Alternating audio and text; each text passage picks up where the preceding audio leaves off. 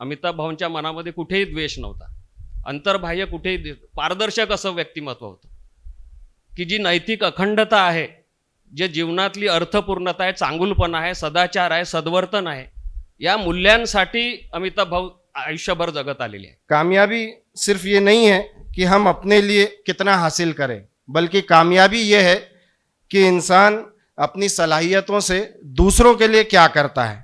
तो उसकी एक बेहतरीन मिसाल हमारे सामने जो है वो अमिताभ पावड़े जी हैं.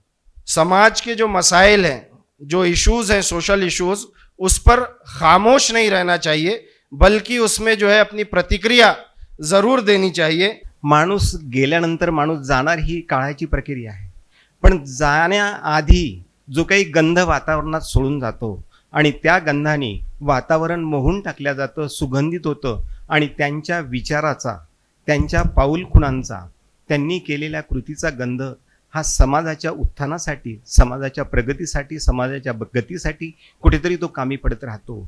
अमिताभला कुठलं काम दिलं आणि त्यांनी नाही म्हटलं असं कधी झालेलं नाही, कधीच नाही. आणि पॉझिटिव्हिटी तर ते वेगळ्या लेवलची पॉझिटिव्हिटी अमिताभमध्ये. तुम्हाला कुठेही कधी निगेटिव्हिटी दिसली काही आमच्या कार्यक्रम करता काही इश्यूज आम्हाला आले, ऑफिसेसमध्ये आले, पोलीसमध्ये आले, पण हा आमचा मित्र कधीही डगमगलेला नाही. आपल्या समाजातून अनेक नेते होऊन गेले, मंत्रिमंडळामध्ये गेले, मोठे आमदार, खासदार, मंत्री अनेक पदांवर गेले, पण शेतकऱ्यांसाठी आपण काही करू शकलो नाही, त्याची खंत त्यांच्या मनामध्ये नेहमीच राहिली. मला असं वाटतं की त्यांना खरी जर श्रद्धांजली कुठली असेल तर आज आपण संकल्प करूया, त्यांचे राहिलेले जे प्रोजेक्ट आहेत त्या प्रोजेक्टला धरून आपण आपलं सुद्धा काम करावं आणि या समाजामध्ये उद्याच्या येणाऱ्या पिढीला एक चांगला अमिताभ आपण देण्याचा प्रयत्न करूया. कोई भी मुद्दा हो, किसानों का हो, युवाओं का हो, समाज के अंदर की कोई व्यवस्था हो, सोशल जस्टिस, जात पात धर्म अंधश्रद्धा, इन सब के खिलाफ जहां भी खड़े रहना पड़ता था वो पूरी मजबूती के साथ खड़े रहते थे. तो काँग्रेसी पण होता, तो आंबेडकरवादीही होता. आंबेडकर आणि गांधींना एकत्र संसार करायला लावणारा अमित होता. तर त्यांचं जे काही अर्धवट राहिलेलं काम असेल, मग ते इरिगेशन ॲक्ट असेल, फार्मर पार्टिसिपेशन इरिगेशन मॅनेजमेंट असेल, ह्या सगळ्या गोष्टी आपल्याला करायच्या आहेत. या सरकारला जाब विचारण्याचं धाडस जे या जेनजीने दाखवलेलं आहे, आपल्याला माहिती आहे या जेनजीच्या आंदोलनामध्ये या सर्व जेनजींच्या मुखामध्ये जय भीम होता, या जेनजींच्या हातामध्ये संविधान होतं आणि जे काही आंदोलन त्यांनी केलं हे गांधीजींच्या पद्धतीने केलं, सत्याग्रहाच्या पद्धतीने केलं. बाबासाहेबांवरती, संविधानावरती त्यांची प्रगाढ निष्ठा होती आणि कुठल्याही विषयाच्या खोलात जाऊन त्याचे सगळे कंगोरे समजून घेऊन त्याच्यावरती असा प्रॅक्टिकल असा उपाय सुचवणं ही त्यांची खासियत होती. जब महिला का स्थान चौखट के अंदर होता है, ये बात समाज में प्रचलित होती थी, तब वो महिलाएं हमारे राष्ट्र का सबसे बड़ा संविधान बनाने में कंधे से कंधा मिलाकर खड़ी थी और अपना कार्य कर रही थी. हर चीज में आप देखिए, वो महिलाओं में केरला की एक दलित महिला भी थी जो अंबेडकर मूवमेंट में से आई थी और सेवाग्राम में गांधी के साथ काम करते हुए उसने पूरी जिंदगी बाद में बिताई, संविधान समिति में जाने के बाद, उसमें से लौटने के बाद भी.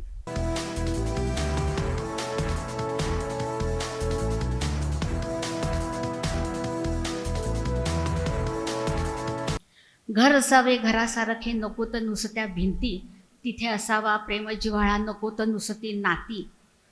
या ओळी फक्त ऐकत होतो, पण या ओळींना न्याय देणारं पण एखादं घर असू शकतं हे तिथे गेल्यावर आपल्याला कळतं. अमितजी तसे इंजिनियर, एअरपोर्ट अथॉरिटी ऑफ इंडियाचे प्रोजेक्ट मॅनेजर म्हणून त्यांनी अफलातून काम केलं. अहमदाबादचं आंतरराष्ट्रीय विमानतळ असो, इंदोर भोपाळचं विमानतळ, रनवे, टर्मिनल बिल्डिंग्ज या सगळ्याचं यशस्वी बांधकाम केल्याचा अनुभव असलेला हा उमद्या मनाचा रसिक माणूस होता. संगीत, शेरोशायरी असा अभिजात कलाकृतींचा रसज्ञ होता. जनसाहित्य आणि वाङ्मयीन चळवळ तर घरातच होती. जाती तोडो समाज जोडो हे अभियानही घरातूनच चालवलं गेलं. त्यामुळेच असेल कदाचित.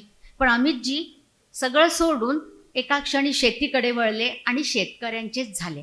संबंधित विचार प्रवर्तक लेख दैनिक लोकसत्ता, लोकमत, देशोन्नती, बायजा, शेतकरी या मासिकात लिहिले आणि ते अख्ख्या महाराष्ट्राचे झाले. एक भला माणूस म्हणून वैचारिक चळवळींमध्ये ते प्रसिद्ध झाले आहेत.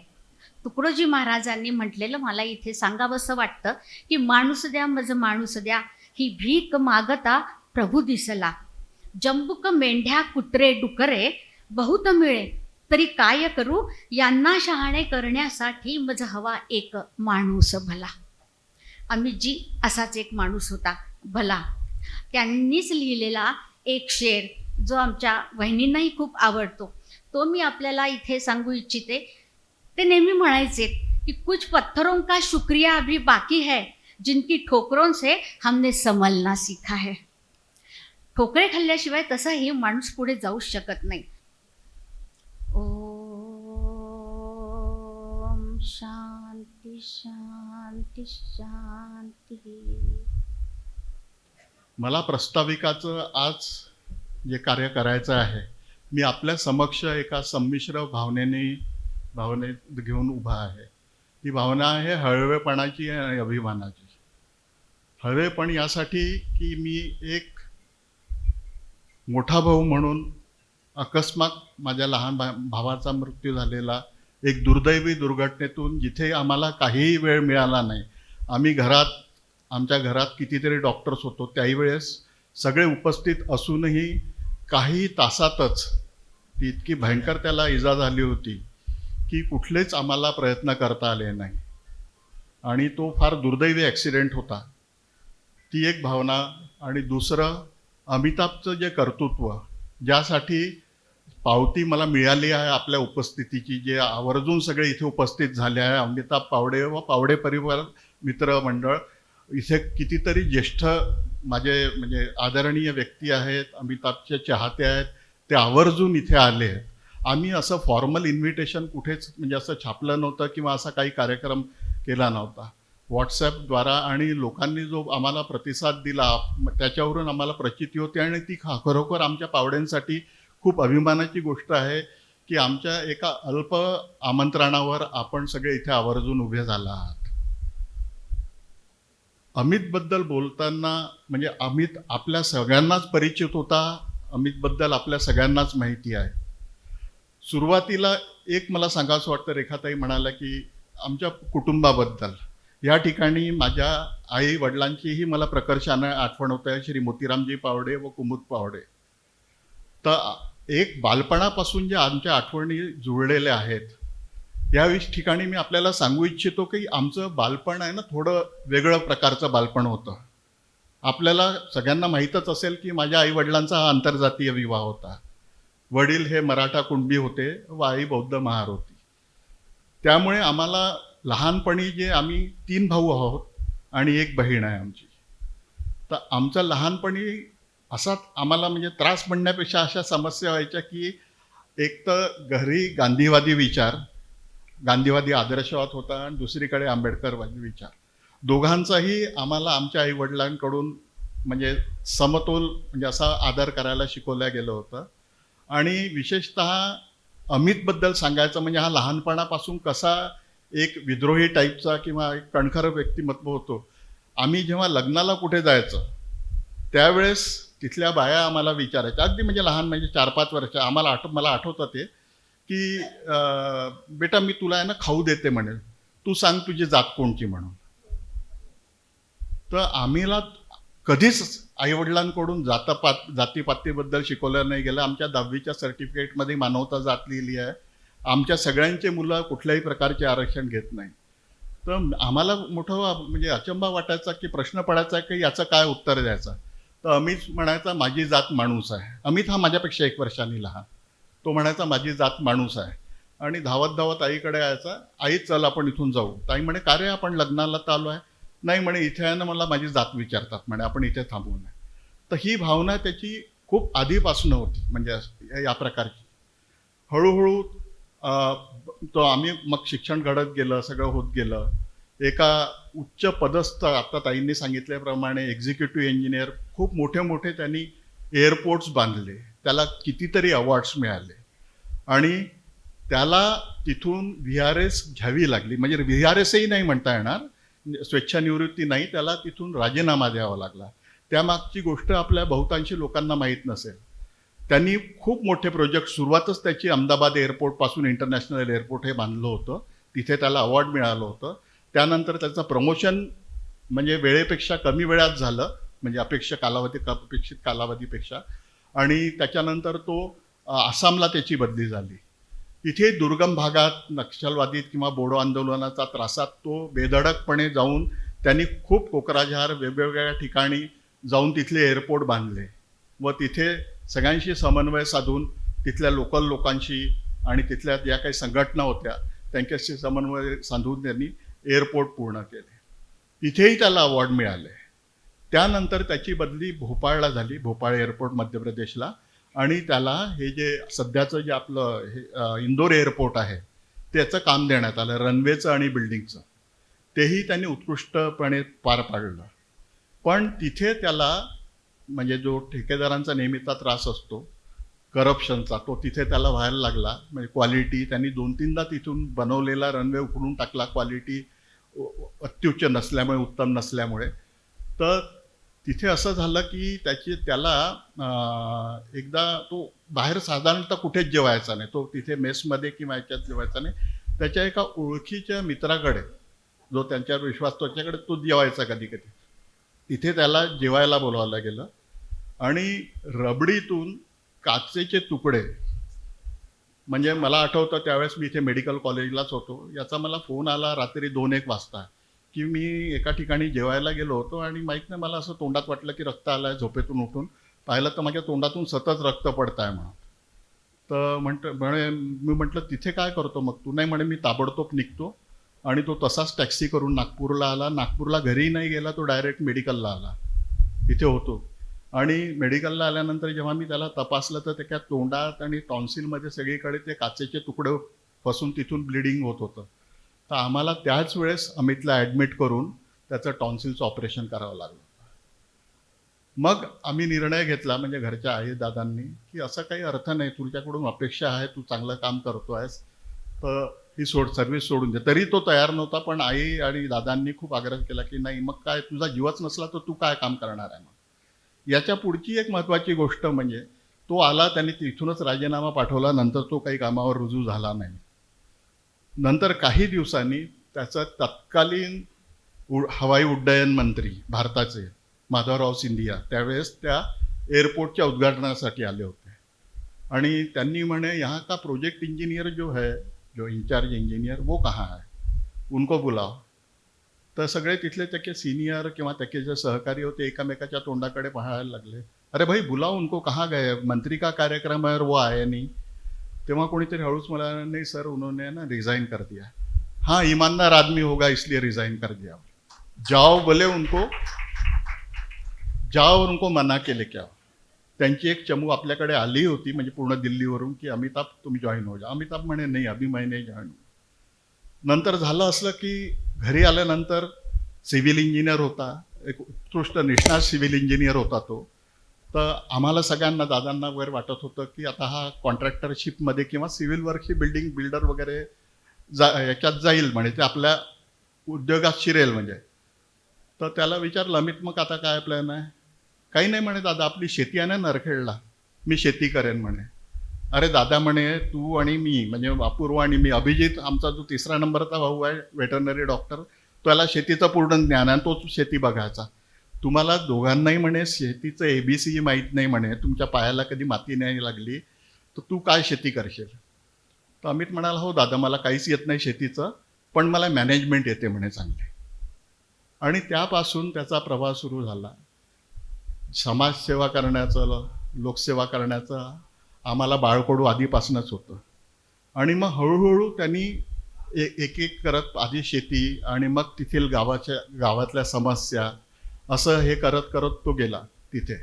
आता सुरुवातीच्या पहिल्याच वर्षात माझं गाव बहुतांशी लोकांना माहीत नसेल, नरखेडजवळ येरला नावाचं 3 किलोमीटरवर गाव आहे. त्या काळी तिथे रोड नव्हते, मातीचे रोड होते, बैलगाडीने जावं लागायचे, 2-2 नद्या नाले क्रॉस करून जावं लागायचं, पावसाळ्यात अतिशय आफत व्हायची.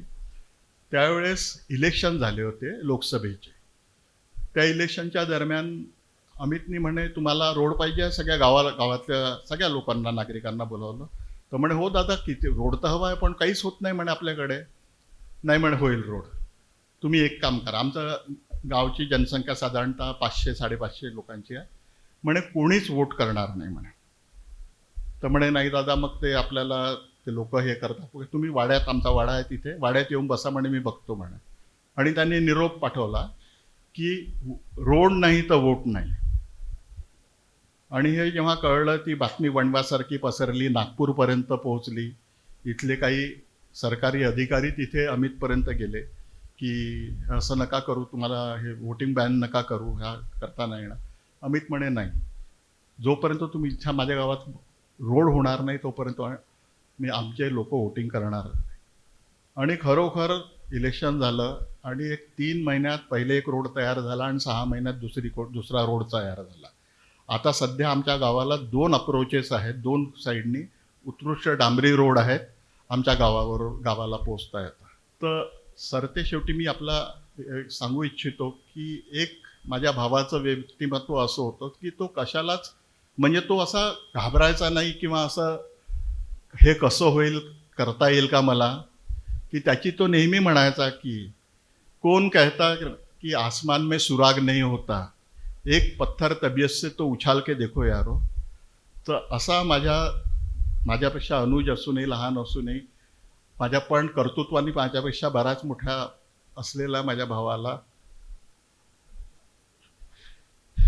मी श्रद्धांजली व्यक्त करून इथे विराम घेतो. भावा बहिणींमध्ये, आपुलकीच्या नात्यांमध्ये हा असा रेशीमबंध असतो, हे पण आपल्याला या व्यासपीठावरून कळलं असेल, जो आता थोडा थोडा कमी झालेला समाजात आपल्याला दिसतोय. अमितजींचा वावर अनेक संस्थांमध्ये, कार्यकर्त्यांमध्ये होता. आता पूर्वजींनी सांगितलंच, काही संघटनांचे प्रतिनिधी आपल्या भावना व्यक्त करायला आज इथे मुद्दामहून आलेले आहेत. मी त्यांना आमंत्रित करताना एक छोटीशी विनंती करेन की आपण आपल्या भावना अगदी थोडक्यात व्यक्त कराव्यात, कारण आपल्याला नंतर तुषारजींना ऐकायचं आहे. सर्वप्रथम मी आमंत्रित करते राष्ट्रीय ओबीसी संघटनेचे श्री संजयजी शेंडे यांना. आजच्या या अमिताभ भाऊंच्या स्मृती दिनानिमित्त त्यांचा आणि आमचं जे वैचारिक संबंध आलेले आहेत गेल्या दशकभरापासून, तर मला असं वाटते की त्यांना आईवडिलाकडून, जसं दादांनी सांगितलं, जो वारसा मिळाला त्या विचाराचे ते वाहक होते. तर आजचा जो हा विषय आहे त्या विषयालाच धरून मी त्यांच्या बाबतीतले काही 2-3 मुद्दे सांगतो आणि थांबतो. स्वातंत्र्य, समता, बंधुता, न्याय आणि धर्मनिरपेक्षता या मूल्यांना वाहून घेतलेलं असं हे व्यक्तिमत्व होतं. अंतर्बाह्य असं पारदर्शक व्यक्तिमत्व. याप्रमाणे ते मला नेहमी सांगायचे की त्यांचा अभ्यास चांगला होता, वाचन दांडगं होतं, चित्रपट बघायचे. की संजय म्हणत होते की सॉक्रेटिसने ज्या पद्धतीनं तत्वज्ञानासाठी आणि संविधानिक मानवी मूल्यांसाठी कुठेही तडजोड केली नाही, विषाचा प्याला ओठाला लावला आणि माणसाच्या जीवनातलं सर्वोच्च असं तत्वज्ञान त्यांनी लोकांसमोर ठेवलं. तर असंच हे व्यक्तिमत्व होतं की त्यांच्या मनामध्ये कुठेही द्वेष नव्हता. अमिताभ भाऊंच्या मनामध्ये कुठेही द्वेष नव्हता. अंतर्बाह्य कुठेही पारदर्शक असं व्यक्तिमत्व होतं की जी नैतिक अखंडता आहे, जे जीवनातली अर्थपूर्णता आहे, चांगुलपणा आहे, सदाचार आहे, सद्वर्तन आहे, या मूल्यांसाठी अमिताभ भाऊ आयुष्यभर जगत आलेले आहे. कुठेही ढोंगीपणा नाही, पारदर्शकपणा नाही, नैतिक विचारामध्ये कुठेही कमी नाही. जे आपल्या भारतीय संविधानामध्ये जी संविधानिक नीतिमत्ता सांगितली, जी कॉन्स्टिट्यूशनल मोरॅलिटी सांगितली आहे, की पब्लिक कन्सायन्स सांगितलं आहे, मला वाटते की हे कुटुंबपूर्ण पावडे कुटुंबाने ही सगळी जी माणसं आहे ही खरोखर वैचारिकदृष्ट्या अतिशय श्रीमंत अशी माणसं आहे की यांच्या मनामध्ये कुणाही विषयी द्वेष नाही. प्रज्ञाशील, करुणा असं एकीकडे पालन करणारं हे पूर्ण घरानं. तर अमिताभ भाऊ नेहमी सांगायचे की या देशाची, संजय म्हणे, खरं वैशिष्ट्य जर काय असेल तर या देशाची the biggest achievement in India असेल, काही असेल तर ती आहे डायव्हर्सिटी. हे वैविध्य आहे. ज्या देशामध्ये मानवतावादाचा आदर करण्यासाठी मानवी वैविध्याचाही आदर केला पाहिजे, ही जी भूमिका अमिताभ भाऊ वारंवार घेत होते, मला वाटते ती अतिशय प्रामाणिकपणे आपल्याला सांगावंसं वाटते की त्यांना ते वाटत होतं की बेंगालची असेल, काही गुजरातची असेल, तामिळनाडू, तेलुगू, या सगळ्या जे वैविध्य आहे आपल्या देशाचं, हे कुठल्याही देशाला इतर नाही आहे. ही जी डायव्हर्सिटी आहे, we need to learn how to celebrate the diversity, हा त्यांचा विचार होता. आज आपल्या देशाला तीच गरज आहे. अमिताभ भाऊ सारखे जी विचार आहे की वैविध्याचा आदर केला पाहिजे मानवतावादासाठी, आणि हेच आपल्या घटनेने 51 कलमामध्ये आपल्याला सांगितलं आहे. आर्टिकल 51 मध्ये शोधक वृत्ती, चिकित्सा, बुद्धी, प्रामाण्यवाद, विवेकवाद, मानवतावादाची जोपासना करणे. आणि अमिताभ भाऊ जिथे जिथे अंधश्रद्धा निर्मूलन समितीचे इथे होते, ओबीसीच्याही प्रश्नावर त्यांना, हे जे आज ओबीसीची जनगणना होत नाही आहे मोठ्या प्रमाणामध्ये, आपण बघत आहोत सर्वत्र शांतता आहे. अमिताभ भाऊ जर आज असते तर खरोखर अस्वस्थ असते, कारण शेतकऱ्यांसाठी, कष्टकऱ्यांसाठी, महिलांसाठी प्रचंड अशी अपार करुणा त्यांच्यामध्ये होती. आणि हा शेतकरी, कष्टकरी असलेला 18 पगड जातीमध्ये विभागलेला ओबीसी समाज, त्याच्यासाठी त्यांच्यामध्ये जी करुणा होती, त्या करुणेच्याच पोटी त्यांना वाटत होतं की ही जनगणना झाली पाहिजे, आणि त्या दृष्टीनं त्यांनी सातत्यानं आमच्यासोबत प्रयत्न केले. शेवटचा मुद्दा सांगतो आणि थांबतो की त्यांच्यासोबत आम्ही इथे डॉक्टर सुहास अंबादे म्हणून आहे, जयंती पिक्चरचे ते प्रोड्युसर आहेत, कार्यकर्ता आहेत, निर्माता आहेत, त्यांच्यासमोर आम्ही प्रदीर्घ अशी चर्चा केली, जगजित सिंगजी. आणि 4-5 तासाच्या चर्चेनंतर आमच्या लक्षात आलं की त्यांनी हे सांगितलं की ह्या देशामध्ये जी माणुसकी शिल्लक राहिलेली नाही आता सध्या, आणि लोकांना प्रश्न पडत नाही, चिकित्सा करत नाही, आणि म्हणून जाती, धर्म, पंथ याच्या पलीकडे जाऊन आपण एक माणूस होण्याचा जो प्रवास आहे आपला, तो प्रवास आपण केला पाहिजे. तर याच अंगानं आम्ही हा जयंती 2 पिक्चर 11 सप्टेंबरला तर प्रदर्शित होणार आहे. तर दादांचं मोठं योगदान त्यामध्ये आहे, आम्हाला सातत्यानं त्यांनी पाठिंबा दिला. मी एवढंच या निमित्ताने सांगतो. आणि शेवट कवी उदय प्रकाश यांच्या ओळीने सांगता करतो, आदमी मरने के बाद कुछ नहीं सोचता, आदमी मरने के बाद कुछ नहीं सोचता, आदमी मरने के बाद कुछ नहीं बोलता, कुछ नहीं बोलने पर, कुछ नहीं सोचने पर आदमी मर जाता है. धन्यवाद. जमाते इस्लामी हिंदचे मोहम्मद उमर खान यांना या ठिकाणी आमंत्रित करते. तो जिस तरीके से डॉक्टर साहब ने पहले अपनी गुफ्तगू में कहा कि वो सर जो है इंजीनियर थे, और उन्होंने जो है बहुत सारे ऐसे चीज़ें जो है बनाई, और उसके बाद उन्होंने जो है एक बड़ा फ़ैसला लिया तकरीबन शायद 1997 में, कि जब उन्होंने जो है अपने इस काम को, अपने इस प्रोफेशन को अलविदा कहते हुए वो जो है खेती से जुड़ गए. और आपने जो है अपना इस खेती को इसलिए छोड़ करके आप जो है ये सवाल किया कि अपनी सलाहियतों का, अपनी स्किल का बेहतर इस्तेमाल किस तरीके से, किसके लिए किया जाए. तो जो जवाब था उनका वो ये था कि समाज के लिए. और हम सब जानते हैं कि समाज के लिए उन्होंने बहुत सारे ऐसे कार्य किए जो आज भी हम जिसको देख सकते हैं.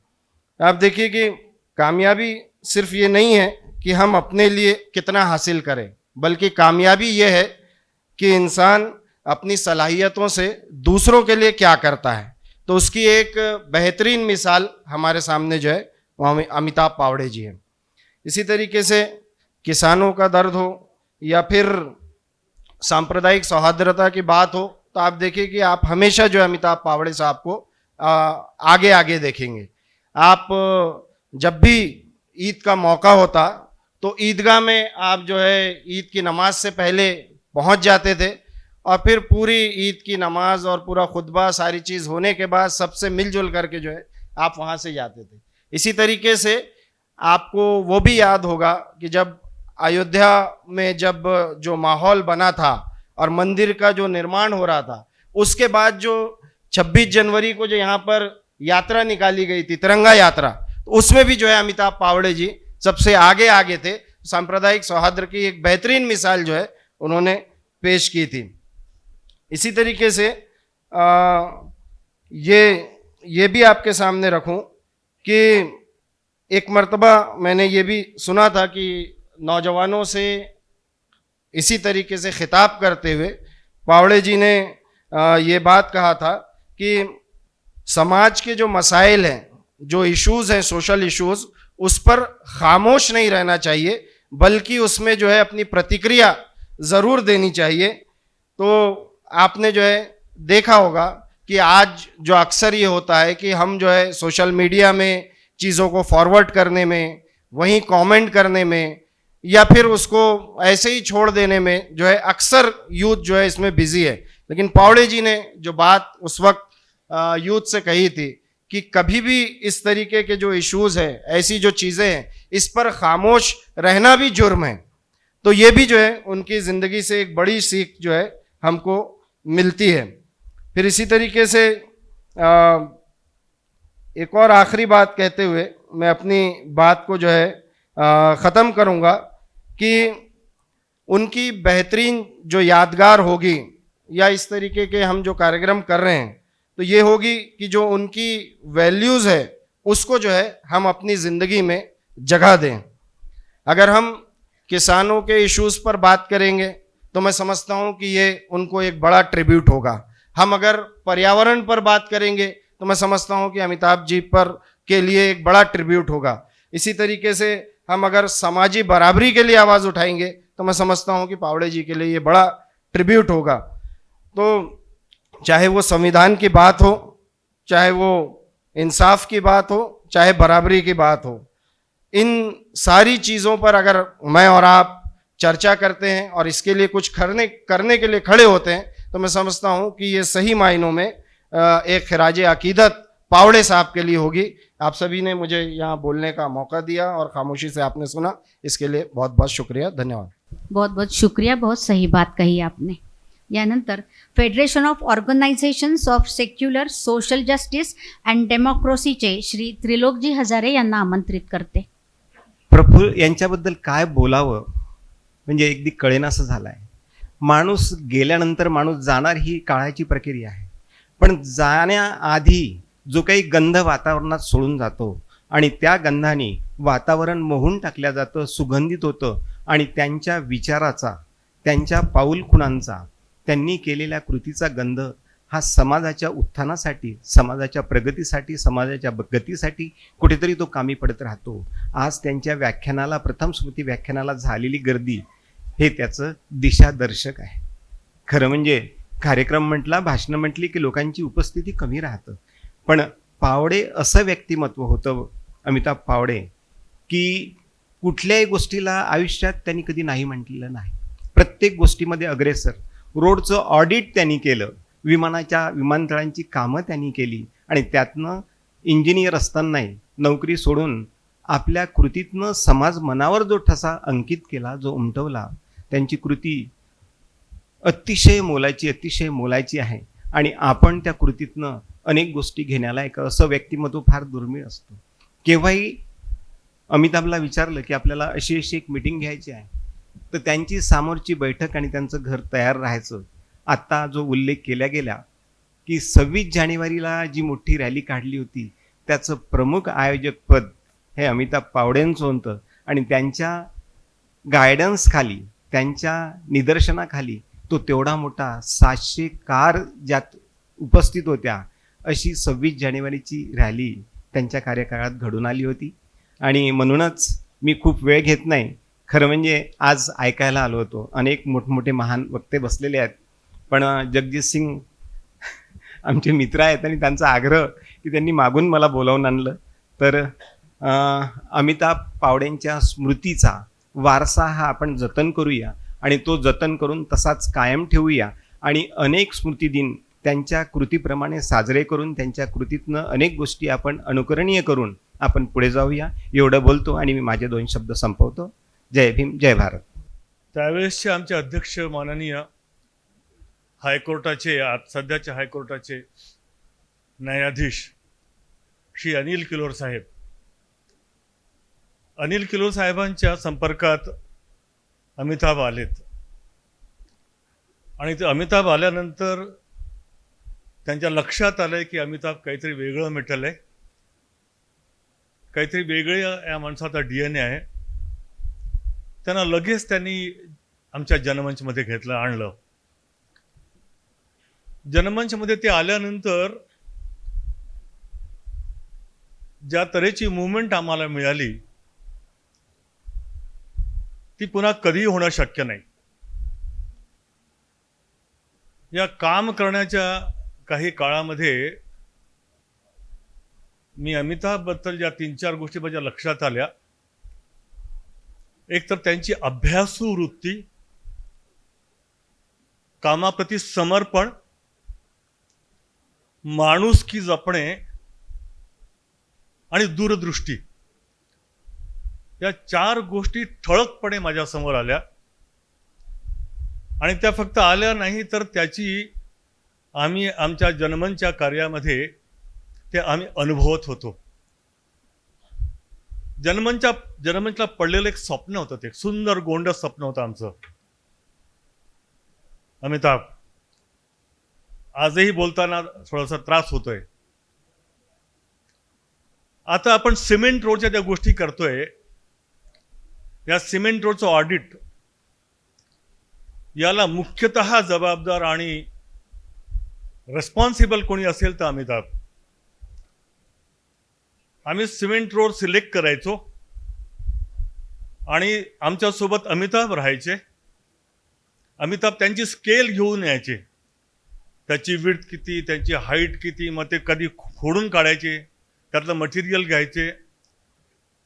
आणि त्याच्यामुळे जनमंचचे जे काही दावे आम्ही करायचो त्या दाव्याला पुष्टी मिळायची.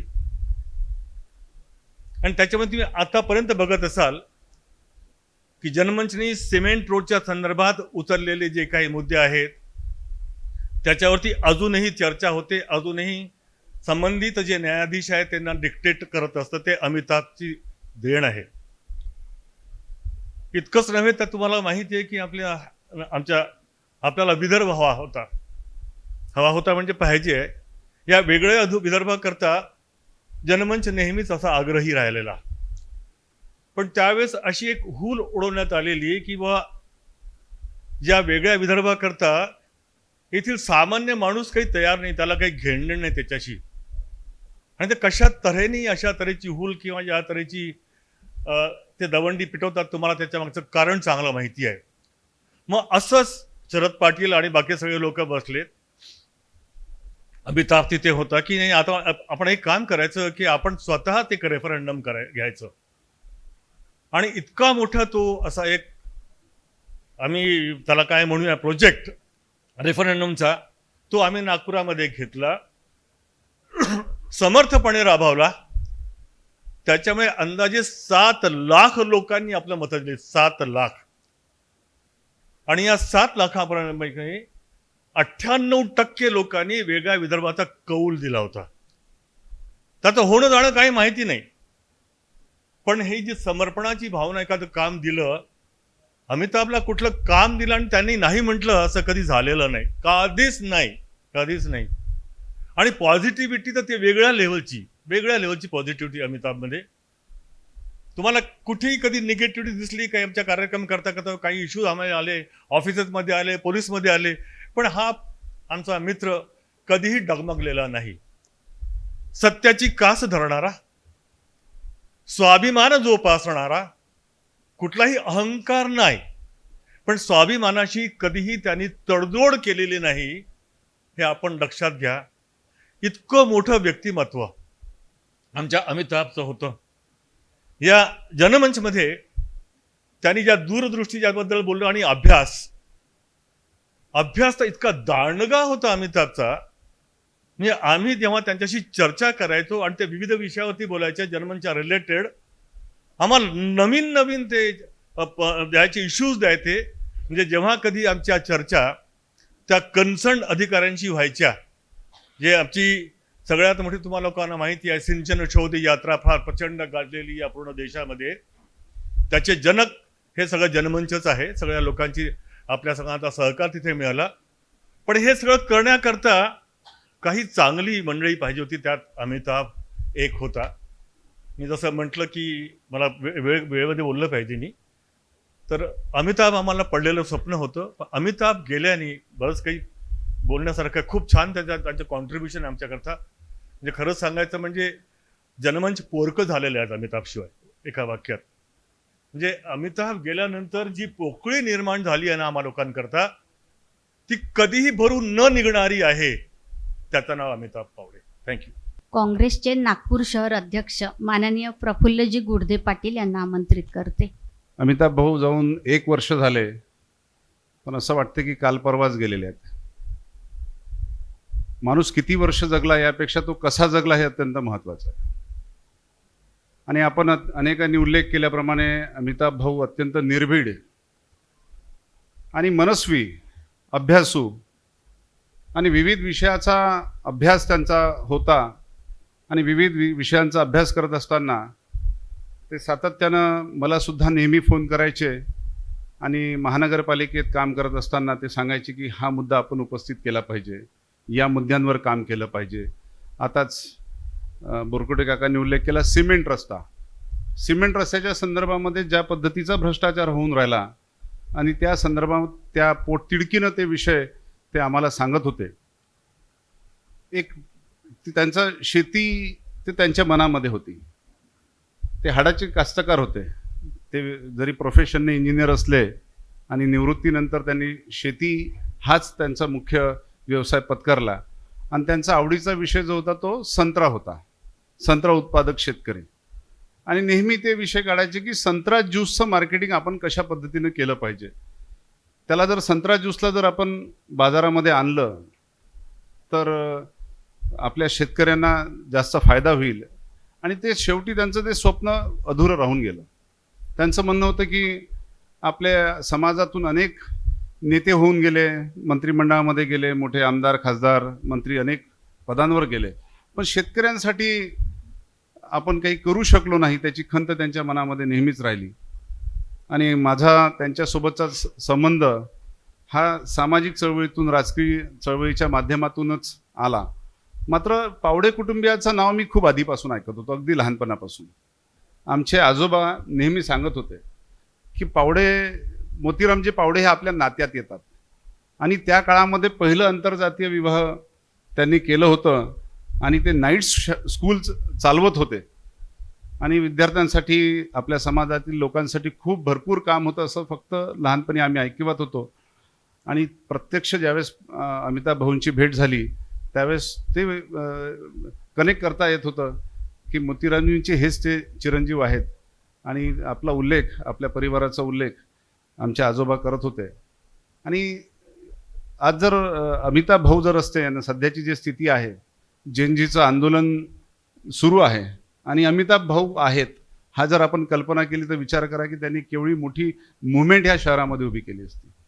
सध्याच्या स्थितीमध्ये केवढं एक त्यांचं महत्त्व आपल्याला लक्षात येतं. त्यामुळे अमिताभ भाऊंच्या जाण्यानं त्यांच्या कुटुंबियाचाच नाही तर संपूर्ण शहराच्या सामाजिक संघटनांचं एक मोठं नुकसान झालेलं आहे.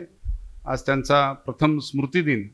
आपण सर्व लोक, त्यांच्यावर प्रेम करणारे लोक एक मोठ्या संख्येने या ठिकाणी आले. त्यामुळे आपली सगळ्यांची ती जबाबदारी आहे की त्यांचा विचार आणि त्यांनी ज्या सामाजिक संघटनांना एकत्रित बांधून ठेवलं इतक्या वर्षापर्यंत, ती मोठ त्यांच्या विचारांना आपण पुढं घेऊन जाऊ. आज एवढाच आपण संकल्प ह्या निमित्तानं आपण करूया. मला या ठिकाणी बोलण्याची संधी दिली त्याबद्दल मी आभार मानतो आणि थांबतो. धन्यवाद. मरना हक का बाना है, जीना उधार लाना है. कोई आज मरे कोई काल मरे, सबको एक दिन जाना है. मरने की फिक्र क्यों करता बंदे, मरना तो बराबर आएगा. ऐसी फिक्र कर मन में, मरना ही तुझे झुक जाएगा. मला असं वाटतं की अमिताभ भैया शरीराने आपल्यात नाही आहे हे अजूनही मानायला तुमचं माझं सगळ्यांचं मन तयार नाही आहे. असं वाटतं की कुठल्या तरी विदेश दौऱ्यावर ते आहेत, कुठेतरी ते आहेत आणि ते आपल्याला खूप काही अशी वैचारिक शिदोरी त्यांनी आम्हाला दिलेली आहे.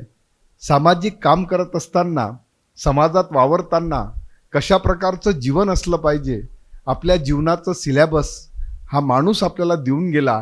ते सिलॅबस जरी आम्ही सामाजिक काम करणाऱ्या लोकांनी सांभाळलं तरी मला असं वाटतं की ज्या भारताचं स्वप्न या देशातल्या अनेकांनी पाहिलं, गांधींनी पाहिलं, आंबेडकरांनी पाहिलं, त्या सगळ्यांचं स्वप्न आजही आम्ही साकार करू शकतो. मला असं वाटतं की त्यांना खरी जर श्रद्धांजली कुठली असेल तर आज आपण संकल्प करूया, त्यांचे राहिलेले जे प्रोजेक्ट आहेत त्या प्रोजेक्टला धरून आपण आपलंसुद्धा काम करावं आणि या समाजामध्ये उद्याच्या येणाऱ्या पिढीला एक चांगला अमिताभ आपण देण्याचा प्रयत्न करूया. आणि शेवटी एवढंच म्हणतो की तुकडोजी महाराजांचे शब्द त्यांच्यासाठी फार फिट होते. मानवता ही पंथ मेरा, इंसानियत है पक्ष मेरा, सबकी भलाई धर्म मेरा, दुविधा को हटाना वर्म मेरा, एक जात बनाना कर्म मेरा, सब साथ चलाना मर्म मेरा, नीच ऊंच हटाना गर्व मेरा और गिरते को उठाना स्वर्ग मेरा. अमिताभजींनी आपल्या पूर्ण हयातीमध्ये हेच काम केलं आणि खऱ्या अर्थानं ते संत होते, खऱ्या अर्थानं ते देव होते. जे का रंजले गांजले त्यासी म्हणे जो आपुले, तोची साधू ओळखावा, देव तेथेची जाणावा. खरा देव आमच्यात वावरला आणि त्या देवाला मी श्रद्धांजली वाहतो. जय गुरु. जवाहर एज्युकेशन सोसायटीचे श्री विजू गेडाम. आदरणीय व्यासपीठ, सन्माननीय आजचा जनसमूह, आजच्या या प्रथम स्मृती दिनानिमित्त आपण सगळेच इथे जमलो आहोत. जवाहर एज्युकेशन सोसायटी ही अमिताभ पावडे यांचे वडील माननीय श्री मोतीरामजी पावडे यांनी ही स्थापन केलेली आहे. आणि तिथे सरस्वती नाईट हायस्कूल इथे मी शिक्षक म्हणून कार्यरत आहो. आज स्वतःसमोर जो शिक्षक हे जे मी लावतोय हे फक्त अमिताभ दादामुळे. मुळात तर शिक्षक होण्याची माझी जी आज मी शिक्षक जे झालो आहे हे फक्त मी अमिताभ दादामुळेच झालो आहे. मुळात मी लहान असताना बंगल्यावर यायचो. अगदी 9वीत होतो मी, तेव्हा आमच्या क्वार्टरमध्येच ती शाळा होती आणि त्या शाळेमध्ये मी त्यानिमित्तच इथे या बंगल्यावर यायचो. सांगण्यासारखं भरपूर काही आहे, पण थोडक्यात संपवतो की तेव्हा 10वी मी नापास झालो. ही गोष्ट जेव्हा कुमुदताईंना कळली की मी नापास झालो, तर तेव्हा चारुताईंना त्यांनी म्हटलं, तिथे मुख्याध्यापिका होत्या चारुताई सोमटवर, त्यांना म्हटलं की हा मुलगा नापास झाला आणि त्याला बोलव बंगल्यावर, हा काय येत नाही म्हणून. मी म्हटलं मी नापास झालो आहे, मी काही पुढे काय करू कळत नाही. असं कसं, रात्रशाळा कशासाठी, आपली शाळा कशासाठी आहे, तू पुन्हा प्रवेश घे. मला पुन्हा प्रवेश त्या शाळेत दिला आणि तिथनं पुन्हा मी म्हणजे जेव्हा प्रवेश दिला आणि तिथे छान अभ्यास करून तिथनं पास झालो. ही या त्यांच्याचमुळे मुळात. तर पुढे 10वी झालं, 12वी झालं. एकदा मी फ्रीमध्ये, त्यांचे मित्र होते अजय संघी, आमच्या तक्क्यामध्ये ना जे स्लमची मुलं होते त्यांना मी फ्रीमध्ये शिकवायचो. तिथे दादा आले होते. अच्छा तू शिकवतोयस? म्हणलं हो मी शिकवतोय. चालू राहिलं. एक दिवस मी सहज बंगल्यावर गेलो, तर दादाला म्हटलं दादा आता 12वी झालं, आता मी काय करू काय कळत नाही, मला कुठेतरी चपराशाची नोकरी लावून द्या, मी करेल. म्हणे पागल झालायस करायचं? म्हणे लेका म्हणे तू एवढ्या याच्याने शिकतोय आणि तू चपराशी लागतोय, म्हणे जा म्हणे तू शिक्षक तू शिकवतोस तर शिक्षकच हो. मग दादा माझ्याकडं पैसा नाही आहे. तर पैसा नाही म्हणजे मला ॲडमिशन घ्यायची तर खूप पैसा लागतो आणि माझ्याकडे 1,000 रुपये नाही आहे. किती लागते सांग म्हणे, तू इन्क्वायरी काढ. मी लगेच दुसऱ्या दिवशी मी फॉर्म टाकला आणि मला इथे नागपूरलाच एका DED कॉलेजला ॲडमिशन घ्यायची होती. तिथे मला 31,000 रुपये फीज लागणार होती. मी येऊन सांगितलं आता इतके पैसे 31. लगेच आतमध्ये गेले, 31,000 रुपये माझ्या हातात दिले त्यांनी आणि जा ॲडमिशन कर म्हणे. आणि मी लगेच ॲडमिशन केली. प्रथम वर्ष द्वितीय वर्ष केलं आणि मी म्हणजे सांगताना मला हे आहे की 10वी पास झाल्यानंतर फक्त 43% होते. आणि जेव्हा मला शिकण्याची जिद्द आली, मी 91.2%नी मी DED पास झालो. आणि इतकं त्यांना आनंद होता, बापरे म्हणे ज्या पोराला पैसा लावला म्हणे त्या पोरांनी माझा आज हे करून दाखवलं म्हणे. आणि तशाच प्रकारे मला त्यांनी त्यांच्या शाळेमध्ये शिक्षक म्हणून नेमणूक करून दिली. शिकत राहिलो म्हणे, पुढे पण शिक म्हणे. तर मी ग्रॅज्युएशन केलं आणि म्हणे BED कर म्हणे. म्हटलं ठीक आहे दादा BED करतोय. पैसा लागतो का म्हणे तुला BEDला? पण नाही दादा आता तर नोकरी लागली आहे तर मी करू शकतो. मी BED करताना त्यांनी सरळ सांगितलं की अभ्यास एक अभ्यास, त्याच्या व्यतिरिक्त काहीच नाही. त्यांनी मी ठीक आहे दादा मी करतोय. BEDला ॲडमिशन केली. यशवंत वानखेडेला मी BEDला ॲडमिशन केली. तिथनं पण बी एड पास झालो, पण बी एड पासच नव्हता, तिथं गोल्ड मेडल मला मिळालं. तर त्यांनी मला, मी काय सांगू की त्यांनी इतक्या लोकांबद्दल म्हटलं, हा माझा एक मुलगा आहे म्हणे, हा स्लममध्ये राहतो म्हणे, पण याच्या मागे जे काही मी याच्यासाठी म्हणजे माझी मेहनत मी सांगतो, मी बोलतोय तेही यांनी केलं. मुळात म्हणजे मला बोलण्यासारखं खूप काही आहे, पण दादांना नेहमी त्यांच्या रात्रशहाबद्दल त्यांचं खूप हे होतं की रात्रशहा जगल्या पाहिजे. तर मला म्हणे, काय रे, काय अवस्था आहे रात्रशाळेंची? ठीक आहे, सरस्वती कशी आहे? मी सरस्वतीला येऊन कधीच पाहत नाही म्हणे, तू आहे म्हणून. म्हटलं, नाही दादा, तुमची शाळा आहे, मी वाचवणार आणि मी जगवणार. अमिताभ भाऊच्या प्रथम स्मृतिदिनानिमित्त मी प्रथम अभिवादन करतो. आज विचारमंचावर अध्यक्ष महोदय आणि उपस्थित भावांना आणि बहिणींनी, अमिताभ भाऊचा जो परिवार आणि त्यांची परंपरा आणि त्यांचा वारसा हा गांधी आणि आंबेडकरी विचारांचा होता. ते सूत्र खरं तर समतेचं सूत्र होतं. गांधीच्या विचारातील समता आणि डॉक्टर बाबासाहेब आंबेडकरांच्या विचारातील समता या पावडे कुटुंबाने जोपासली आणि त्याप्रमाणे कृती केली. अमिताभ भाऊ उच्च विद्याविभूषित झालेत आणि जे काही पोटापाण्यासाठी काम करावं लागतं ते कामही केलं.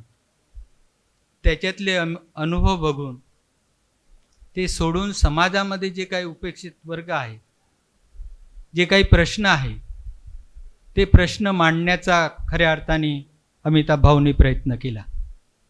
मग ते शेतीचे असतील, ते सिमेंटचे असतील, ते सिंचनाचे असतील, किंवा समाजातील जे विचारांचे जे काही गोष्टी आहेत त्याकडे त्यांनी महत्त्वपूर्ण लक्ष दिलं. आणि म्हणून तुमच्या आमच्या नजरेत आणि स्मरणात अमिताभ भाऊ राहतो. आज वक्त्यांनी म्हटलं की ते गेलेत, हे मला अजूनही उमगत नाही. खरं आहे, त्यांचा जो गोतावळा होता तो तळागाळात असणारा माणूस आणि वरती असणारा माणूस अशी त्यांनी एक चैन आणि साखळी बांधलेली. आणि त्या साखळीतली जी विषमता आहे त्या विषमतेविरोधात त्यांनी आयुष्यभर लढण्याचं काम केलं. आणि त्या लढाईतले आपण सगळे साक्षीदार आहोत. त्यांच्या या प्रथम स्मृतिदिनानिमित्त मी त्यांना आदरपूर्वक श्रद्धांजली अर्पण करतो आणि इथे संपवतो. धन्यवाद. मराठा सेवा संघाचे डॉक्टर किरण भुयार. मरना ही है तो विषय वासना को ले मरो, फिर से जन्म नहीं आएगा, साधन कोई ऐसा करो. राष्ट्रसंत तुकडोजी महाराजांच्या शब्दप्रवणातनं स्त्रवलेलं हे जे अमृत सरिता आहे, या पद्धतीचं जीवन स्मृतिशेष अमिताभजी पावडे जगलेले आहेत. एक चतुरस्त्र व्यक्तिमत्व, एखाद्या माणसाला जे आयुष्य लाभलेलं आहे त्या आयुष्यामध्ये त्यांनी काय काय करावं. तो एक साहित्यिक आहे, तो एक इंजिनियर आहे, तो एक कलाकार आहे, तो एक शेतकरी आहे, तो एक माणुसकीला जपणारा खरा माणूस आहे. मुंबई असेल, दिल्ली असेल, नागपूर असेल, जयपूर असेल, गुवाहाटी असेल, इंदोर असेल, ग्वालियर असेल, अनेक विमानतळं असतील, त्या सगळ्या विमानतळाचा कायापालट करण्यास, किंबहुना त्या सर्व विमानतळांचं मुहूर्तमेढ रोवण्याचं अतिशय महत्त्वाचं राष्ट्रकार्य जे आहे ते अमिताभजी पावडे यांनी केलेलं आहे. बुडती हे जन न देखावे डोळा, म्हणूनही कळवळा येत असे. जगद्गुरू तुकाराम महाराजांच्या या कवनाप्रमाणे त्यांनी आयुष्य हे समाजसेवेमध्ये त्यासाठीच आणलेलं होतं की लोक जी बुडत आहेत, डुबत आहेत, त्यांच्यावरती जो अन्याय होत आहे तो अन्याय अत्याचार सहन न होताना एखादा व्यक्ती चिडून, पेटून, रागावून, त्वेषाने पुढे येतो आणि एक ज्वाजल्य इतिहास तो सर्वांच्या समोर ठेवतो. खऱ्या अर्थाने अमिताभजी पावडे हे महाराष्ट्रभूषण आहेत. कारण आपल्या अवतीभोवतीची जी लोकं असतात ना, ते आपल्या अवतीभोवतीच्या लोकांचं मोठेपण हे आपल्याला ते गेल्यानंतर कळतं. पण मुळामध्ये आता आपण ती सवय स्वतःला लावली पाहिजे की आपल्या अवतीभोवती असणारी जी समाजसेवक, थोर सुधारक मंडळी आहे, त्यांच्या जिवंतपणी त्यांचं कार्य आपण लक्षात ठेवून त्या कार्याला पोचपावती आपण त्यांच्या जिवंतपणी दिली तरच आपण एक माणूस म्हणून घेण्याच्या पात्रतेला शिल्लक राहतो. आजच्या अधिक बोलणं उचित जरी नसलं, फक्त एक मुद्दा आणखी मी घेतो.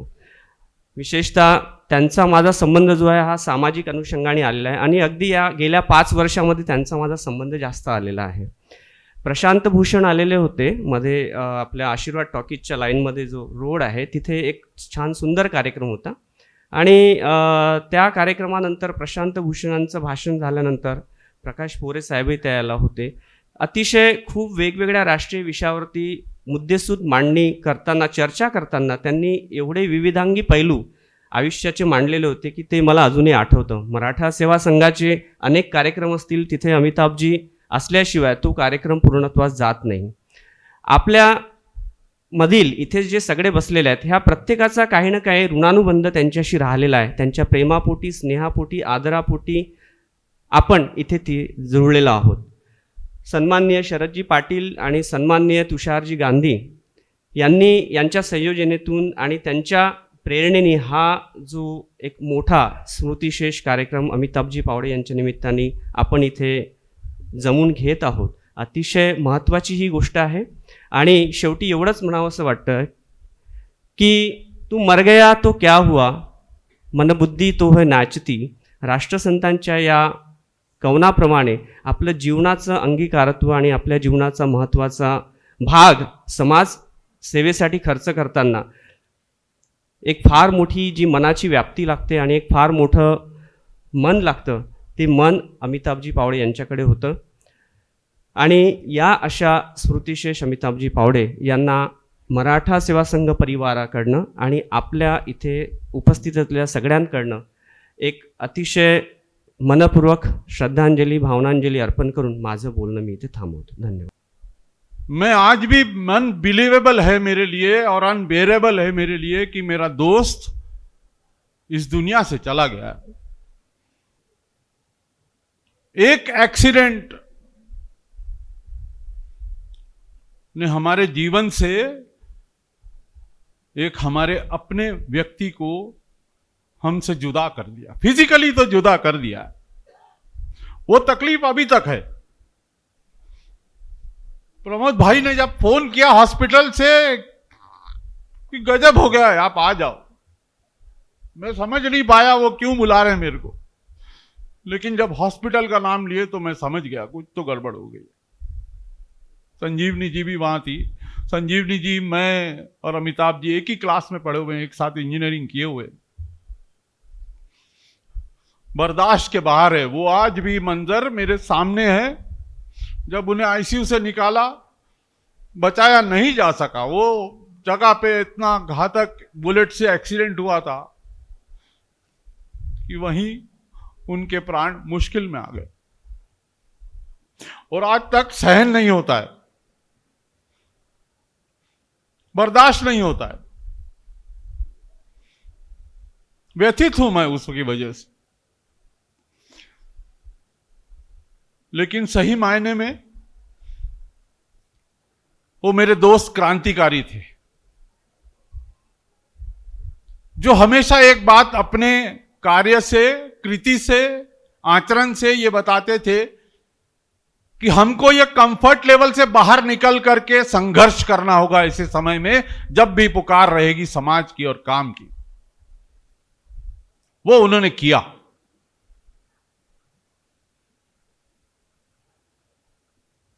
मेरे साथ जो घटनाक्रम घटी, हमारा एक स्कूल था, डॉक्टर विक्रम मारवा, उन्होंने एक स्कूल खोला था. वहां कुछ कोर्ट केसेस और बहुत कुछ चला संस्था के अंदर में. वहां वो मेरे साथ मेंबर थे, मैंने उनको मेंबर बनाया था. ब्लैंक पेपर पे साइन ले ले बोले मेरी, तू ब्लैंक पेपर पे तू जहां बोलेगा मैं साइन कर दूंगा, अपन लड़ेंगे इस स्कूल के लिए. आखिरी तक उन्होंने साथ दिया. कोई भी मुद्दा हो, किसानों का हो, युवाओं का हो, समाज के अंदर की कोई व्यवस्था हो, सोशल जस्टिस, जात पात धर्म अंधश्रद्धा, इन सब के खिलाफ जहां भी खड़े रहना पड़ता था वो पूरी मजबूती के साथ खड़े रहते थे। अभी हजारे साहब ने बताया 22 जनवरी अयोध्या के बाद में जो 26 जनवरी की रैली हुई है उसके टीम हेड वही थे, और जो 26 जनवरी को रैली निकली थी अपेक्षित नहीं थी, और इतनी लंबी रैली हो गई, 700 कारें थी उसमें और सब कुछ था। एक मैसेज गया उसका समाज के अंदर में, ये जज्बा था। वो एक क्रांतिकारी थे, वो एक मेरे दोस्त थे, सखा थे, और मैं आज ये अपनी आदरांजलि देते हुए ये प्रण करता हूं कि उनके जो अधूरे काम है, वो जो रोल निभाते थे, शायद हम उतने खरे ना उतर पाए, लेकिन हम हर वक्त अपने कंफर्ट जोन से बाहर निकल करके समाज के लिए, लोग के लिए, व्यक्ति के लिए, छोटे से बच्चे के लिए भी कुछ करना पड़ा तो हम अपना काम जरूर निभाएंगे। हम अमिताभ पावड़े को अपने साथ में रख के वो काम करेंगे। आज यहां पे हमारे कॉलेज के सीनियर्स, हमारे कॉलेज के जूनियर्स, हमसे जूनियर्स, यहाँ हमारे अमरावती से भी आए हुए हैं मेंबर, जेम्स आए हुए हैं, वानखेड़ी जी आए हुए हैं, हमारे सीनियर्स यहाँ बैठे हैं। उन सब की तरफ से, हमारे कॉलेज की तरफ से, हमारी संस्थाओं की तरफ से, अपनी तरफ से ना चाहते हुए भी हमको आदरांजलि देनी पड़ेगी, क्योंकि हम स्मृति दिवस मना रहे हैं। लेकिन इंसान मरता नहीं है, कुछ नहीं होता मृत्यु से। उसके जो विचार, उसके जो कर्म, उसकी जो सीख और उसकी जो एनर्जी, वो हमको अपने अंदर पालनी होगी, वो हमको अपने अंदर बढ़ानी होगी, और हमको अमिताभ पावड़े बन करके सब काम करने होंगे। मैं वचन देता हूं कि मैं वो काम करूंगा। जाने से 6 महीने पहले हमारा जो स्कूल था वो तो आरएसएस वालों ने सब कोर्ट कचहरी से अपने कब्जे में ले लिया, लेकिन उन्होंने अभी अपने स्कूल के साथ मुझे मेंबर बनाया है। बिल्कुल उनकी जो सोच थी कि अपने को स्कूल अच्छा बनाना है, स्कूल अच्छा करना है, मराठी मीडियम की हालत खराब है, उसको अच्छा बनाना है, वो जो कुछ उनकी सोच थी वो हम पूरी करेंगे। हमारी संस्था के अंदर में जो भी स्कूल हैं हम उनको बराबर अच्छा बनाएंगे। अभी बिजू ने जो बात कही कि वो क्या पढ़ता था और क्या हो गया, यही देश की शक्ति है। वो बम, वो बंदूकें, वो बोफोर्स गन, वो मिलिट्री, इसमें ताकत नहीं है। वो क्लास के अंदर में जो ज्ञान की शक्ति है ना, उसकी ताकत से ये देश आगे बढ़ेगा, नहीं तो ये देश आगे नहीं बढ़ सकता। तो हम जरूर उसके लिए पूरे परिवार के साथ मिलकर काम करेंगे। मैं वचन देता हूं, इतने सारे लोगों के सामने वचन देता हूं कि मैं अपने काम से पीछे नहीं हटूंगा। मैं जहां भी जाऊंगा, जो भी काम करूंगा, मेरे साथ अमिताभ पावड़े हमेशा रहेगा। धन्यवाद। अरुणाताई सबाने पुरोगामी विचारांना वाहून घेऊन दक्षिणायनचं काम करणाऱ्या स्त्रीमुक्ती चळवळीतल्या एक कृतिशील कार्यकर्त्या म्हणून अरुणाताईंना अख्खा महाराष्ट्र ओळखतो। विदर्भातल्या पहिल्या महिला संपादक आणि प्रकाशक असणाऱ्या अरुणाताई जलसंवर्धनासाठी व्यापक मोहीम चालवतात। जपानने त्यांना 3rd वर्ल्ड वॉटर कॉन्फरन्ससाठी सुद्धा आमंत्रित केलं होतं। अमिताभजींच्या त्या अगदी जवळच्या मैत्रीण बहीण होत्या, त्यांना आमंत्रित करते।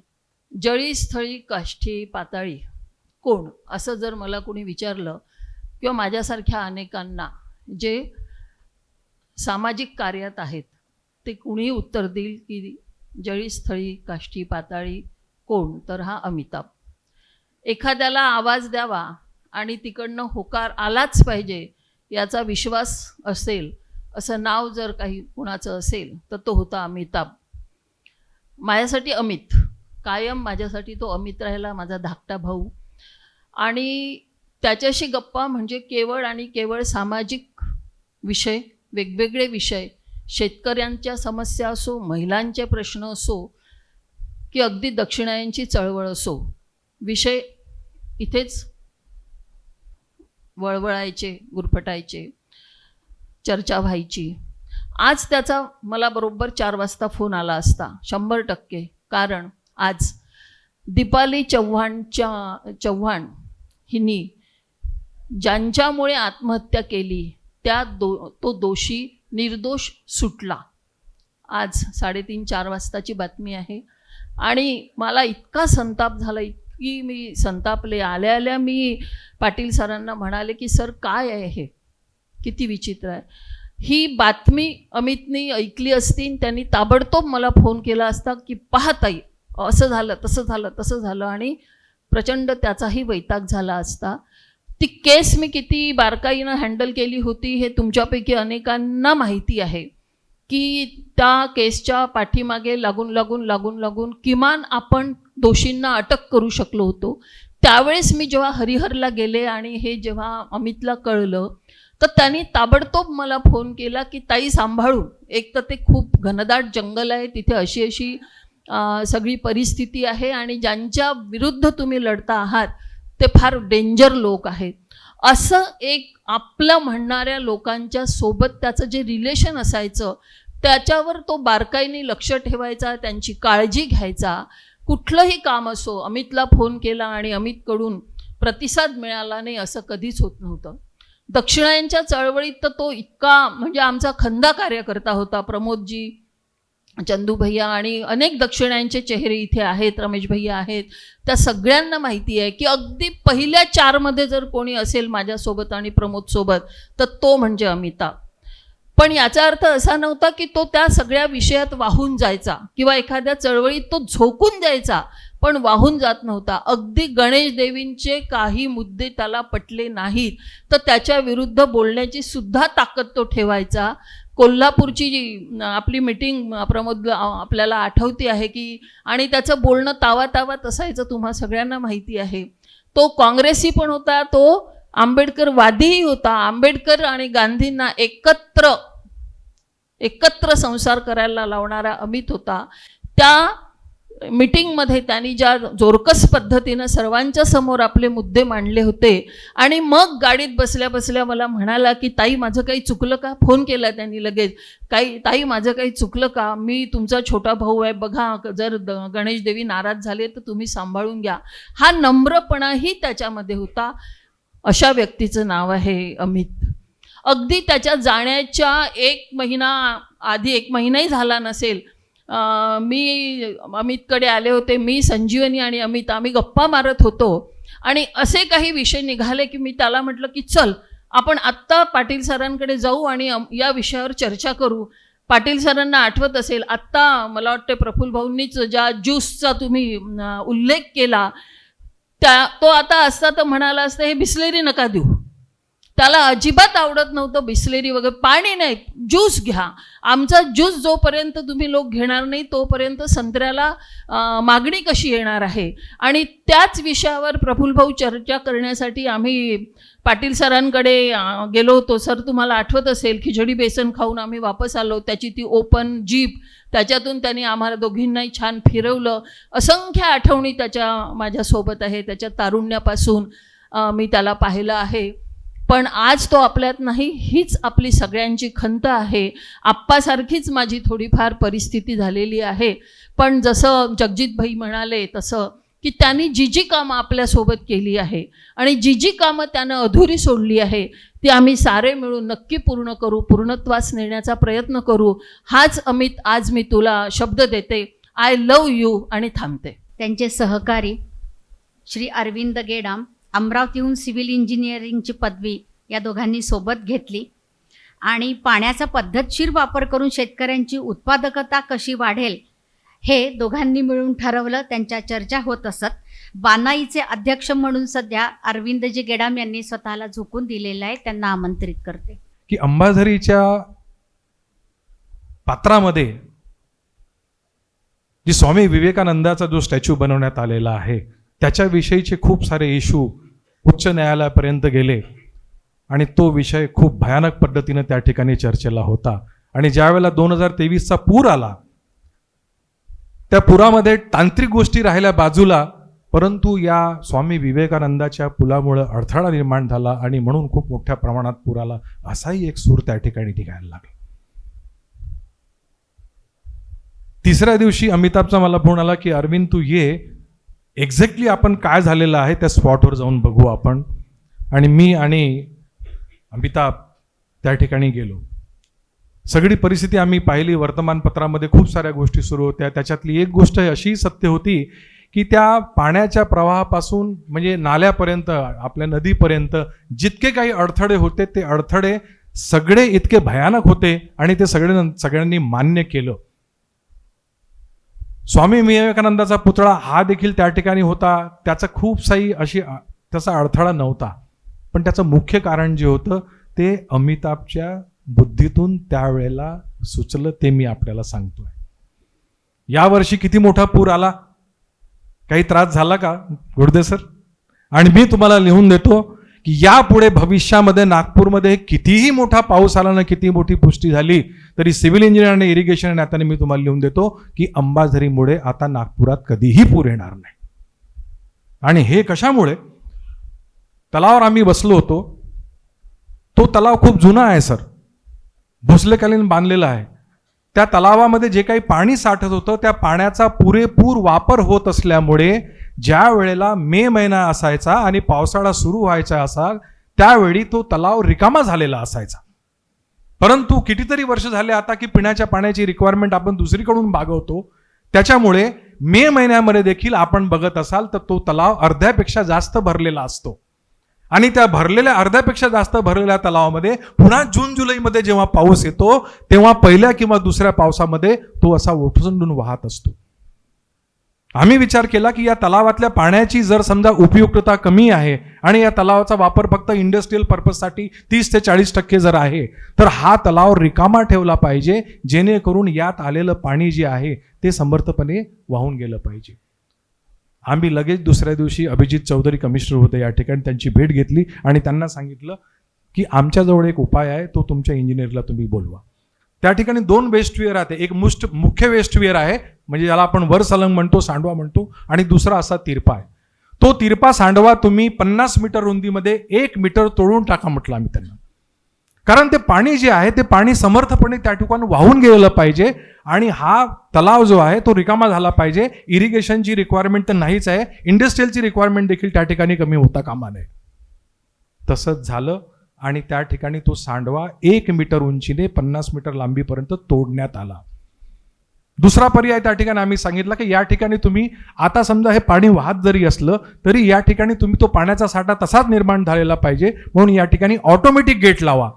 आपल्या माहितीसाठी म्हणून सांगतो, जनमनच्या लोकांनाही सांगतो की त्या ठिकाणी आता ऑटोमॅटिक गेटचं, गोडबोले गेटचं काम सुरू आहे की ज्याच्यामुळे कधीही जर पूर आला तर तो पूर नियंत्रित कसा करता येईल, ही सगळ्यात मोठी भेट जर कोणी दिली असेल तर ती अमिताभ फावडेने आपल्याला दिलेली आहे.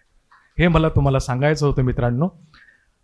दुसरा एक विचार अजून असा आहे की इरिगेशनच्या संबंधित त्यांनी खूप काम केलेलं आहे आणि आता आपल्याला सगळ्यांना माहिती आहे की वर्तमानपत्रामध्ये आपण वाचतात की आता वैनगंगा आणि नळगंगा हा प्रकल्प देखील आपल्या या ठिकाणून जाणार आहे. काल परवा मी या ठिकाणी वर्तमानपत्रामध्ये लँड एक्विजिशनच्या सगळ्या नोटिसा वगैरे वाचलेल्या आहेत. हा सगळा विचार आपल्याला करावा लागेल. आज जर समजा अमिताभ आमच्यासोबत असला असता तर हा विचार त्यांनी केला असता. तर त्यांचं जे काही अर्धवट राहिलेलं काम असेल, मग ते इरिगेशन ॲक्ट असेल, फार्मर पार्टिसिपेशन इरिगेशन मॅनेजमेंट असेल, ह्या सगळ्या गोष्टी आपल्याला करायच्या आहेत. जनमनच्या सोबत मी सुद्धा तुमच्यासोबत आहे. त्याचं अर्धवट राहिलेलं सगळं काम आपण सगळे लोक पूर्ण करू. आणि पुन्हा एकदा या ठिकाणी अमिताभला मी या ठिकाणी आदरांजली व्यक्त करतो आणि थांबतो. धन्यवाद. अमिताभ भाऊची जी आई आहे, अमिताभ भाऊची आई ही आंबेडकराईट होती आणि बाबा हे गांधीवादी होते. आत्ता जे काही अस्वस्थ वर्तमान आहे, या देशातलं जे काही वर्तमान आपल्याला दिसते आहे, हे राजकीय पातळीवर, आर्थिक पातळीवर, सामाजिक पातळीवर, शैक्षणिक पातळीवर आणि धार्मिक पातळीवर सुद्धा अतिशय असं अस्वस्थ वर्तमान आहे. या अस्वस्थ वर्तमानाला एकच उत्तर जर असेल ते कशा पर्सनॅलिटीमध्ये असावं, तर मी अमिताभ यांचं नाव घेईल. कारण घरी गांधीवादी आंबेडकरवादी याचं संयुक्त असं मिश्रण जे आहे अमिताभ होते. आणि आत्ता या सरकारला जाब विचारण्याचं धाडस जे या जेनजीने दाखवलेलं आहे, आपल्याला माहिती आहे या जेनजीच्या आंदोलनामध्ये या सर्व जेनजींच्या मुखामध्ये जयभीम होता, या जेनजींच्या हातामध्ये संविधान होतं आणि जे काही आंदोलन त्यांनी केलं हे गांधीजींच्या पद्धतीने केलं, सत्याग्रहाच्या पद्धतीने केलं. खऱ्या अर्थाने या अस्वस्थ वर्तमानाला जर एखादं उत्तर हवं असेल ते आहे गांधी आणि आंबेडकर, तेही एकत्र येण्याचं. इथे इजेड सर आहे ज्यांनी संविधानाची एक मोठी चळवळ राबवलेली आहे. इथे चंदूभाऊ आहे, विजय जावंदियाजी आहे ज्यांनी चंदूभाऊनी तर गांधी मरत का नाही हे पुस्तक लिहिलेलं आहे आणि ते योगायोगाने इजेड सर आणि चंदूभाऊ पहिल्याच रांगेत बसलेले आहे. खऱ्या अर्थाने गांधी आणि आंबेडकर जर आपल्या उरामध्ये घेऊन आपण जर भविष्यामध्ये काम जर केलं तर मला असं वाटतं की इथे ज्या अपेक्षा अमिताभ भाऊच्या जाण्यानंतरच्या त्यांच्या अर्धवट काम राहिल्याच्या बाबतीमध्ये त्याचा उल्लेख झालेला आहे, ते सगळं काम जे आहे गांधी आणि आंबेडकर जो अमिताभच्या उरामध्ये होता, अमिताभ भाऊच्या उरामध्ये होता, तो आपल्या सर्वांच्याही उरामध्ये असेल. काही लोकांच्या उरामध्ये हृदयामध्ये गांधी असेल, काही लोकांच्या हृदयामध्ये आंबेडकर असेल, काही लोकांच्या हृदयामध्ये दोन्ही असतील. इथे माननीय पद्मश्री चंद्रशेखरजी मेश्राम सर आहे, खूप मोठी नावं या सभागृहामध्ये उपस्थित आहे. मला असं वाटतं की विषय खूप आहे, म्हणजे जनमंचच्या माध्यमातून राबवणारे किंवा इतरही अमिताभ भाऊ अनेक संघटनांशी जुळलेले होते, त्या सर्वांच्या माध्यमातून राबवणारे खूप विषय आहे. परंतु जेनजीच्या आंदोलनाने जो आपल्यामध्ये एक आत्मविश्वास या अस्वस्थ वर्तमानाला छेद देण्यासाठी जो भरलेला आहे, मला असं वाटतं की अमिताभ भाऊ जर आज असते तेही याच विषयावर अधिक वेळ काम त्यांनी केलेलं असतं. मला असं वाटतं की त्यांना ही खऱ्या अर्थाने माझ्या वतीनं श्रद्धांजली अर्पण करताना आपल्या उरामध्ये गांधी आंबेडकर घेऊन आपला हा अस्वस्थ वर्तमान जो आहे हा उत्तम वर्तमान करण्यासाठी आपण काम करूया. मी पुन्हा एकदा श्रद्धांजली अर्पण करतो. थांबतो. धन्यवाद. माझी त्यांची ओळख झाली ही जनमंचच्या माध्यमातून. पहिल्यांदा ते जेव्हा मला भेटले त्यांनी मला आठवण करून दिली. मी अन्नदाता या नावाचा एक पाक्षिक शेतकऱ्यांसाठी चालवत होतो. तर त्यांनी मला त्यावेळेला सांगितलं की तुमच्या पाक्षिकाचं आम्ही हॉस्टेलमध्ये सार्वजनिक वाचन करायचे. तेव्हापासून त्यांची माझी ओळख. आणि एक अतिशय म्हणजे ज्याला विलक्षण व्यक्तिमत्व, व्यवसायानं इंजिनियर, पण आवड इतक्या विविध गोष्टींची होती. ग्रामीण अर्थव्यवस्था हा त्यांचा अतिशय आस्थेचा विषय होता. बाबासाहेबांवरती, संविधानावरती त्यांची प्रगाढ निष्ठा होती. आणि कुठल्याही विषयाच्या खोलात जाऊन त्याचे सगळे कंगोरे समजून घेऊन त्याच्यावरती असा प्रॅक्टिकल असा उपाय सुचवणं ही त्यांची खासियत होती. जनमंचमध्ये आम्ही पुष्कळदा पाहिलं की जसं उदाहरणार्थ आम्ही सिंचन शोध यात्रा हा एक उपक्रम सुरू केला होता की ज्याच्यामध्ये सिंचनामध्ये नेमके प्रॉब्लेम्स काय आहेत हे तिथं जायचं, सगळ्या मीडियाला सोबत घ्यायचं, सगळ्या कार्यकर्त्यांना सोबत घ्यायचं आणि तिथे जाऊन नुसतं धरण पाहून किंवा नुसत्या अधिकाऱ्याने दिलेलं त्यांचं प्रेझेंटेशन पाहून परत नाही यायचं. कालव्यांमध्ये उतरायचं, 10-10, 12-12 किलोमीटर जंगलातून ते कालवे पाहत जायचं, कुठे नेमका प्रॉब्लेम कुठे आहे पाहत जायचं. हा सगळा जो आम्ही उपक्रम हाती घेतला याच्यामध्ये आम्हाला अमिताभ पावडेंचा प्रचंड उपयोग झाला. नेमका प्रॉब्लेम कुठे आहे ते सांगायचे. कालव्याचे जे दोन्ही बाजूला ज्याचं लाईनिंग असते त्या लाईनिंगमध्ये कसे दोष आहेत. एकदा तर मला आठवते त्यांनी किलोड साहेबांना बोलवलं आणि त्यांना सांगितलं साहेब तुम्ही इथं लाथ मारा. त्यांनी लाथ मारली आणि एवढा मोठा धडपा त्या सिमेंटचा खाली पडला. म्हणजे त्यांना नेमकं समजायचं की नेमका कुठे प्रॉब्लेम आहे. मला अजूनही आठवते सिमेंट रोडचा जेव्हा आम्ही विषय हाती घेतला की सिमेंट रोडची क्वालिटी कशी खराब आहे. एकदा सकाळी 6 वाजता त्यांचा माझ्याकडे फोन आला. एक काम करा म्हणे सर, आपल्याला आज सिमेंट रोड पाहायला निघायचं आहे. आपण दोघंजण एक काम करू की सकाळी सकाळी जाऊन पहिल्यांदा आपण तो रोड पाहून घेऊ. म्हणजे आपल्याला जे जर्नलिस्ट आपल्यासोबत आहेत, रिपोर्टर्स आपल्यासोबत आहेत, त्यांना आपल्याला नेमकं काय दाखवायचं ते आपल्याला दाखवता येईल. नेमकं म्हणजे हवेत नाही बोलायचं. प्रत्येक गोष्टीच्या मुळाशी जाऊन प्रत्येक गोष्टी समजून घेऊन त्याचे सगळे कंगोरे समजून घेऊन काम करणारा माणूस होता. प्रोजेक्ट त्यांच्या मनात होते. ते प्रोजेक्ट्स आपल्याला पुढे नेण्यासाठी आपल्याला काय करता येईल याचा आपण विचार करूया. आणि या निमित्तानं अशी ही त्यांची आठवण जी आहे आपण यावर्षी केली. दरवर्षी आपण 18 ऑगस्टला त्यांची आठवण करण्यासाठी आपण अशा प्रकारचा एक कार्यक्रम करूया असं एक आवाहन आपल्याला सगळ्यांना करतो आणि आपली रजा घेतो. धन्यवाद. हम हमेशा जिंदगी को उम्र के नापते हैं कि बहुत छोटी जिंदगी हो गई, वो बहुत लंबी जिंदगी हो गई, उम्र से नापते रहते हैं. लेकिन जिंदगियों का असली माप वो किस बुलंदी तक पहुंचती है उससे होना चाहिए. और अमित की जिंदगी को अगर बुलंदी से मापे हम, तो हमें पता चलेगा कि हम सब की उम्र से ज्यादा उस छोटी उम्र में उसने बुलंदी पाई थी. आज जो सारे लोग यहाँ बोले उसका यही एक निष्कर्ष निकलता है कि हर काम में एक नई बुलंदी को स्थापना करना ही अमित की जिंदगी का एक मकसद था, जो भी करता था उसमें.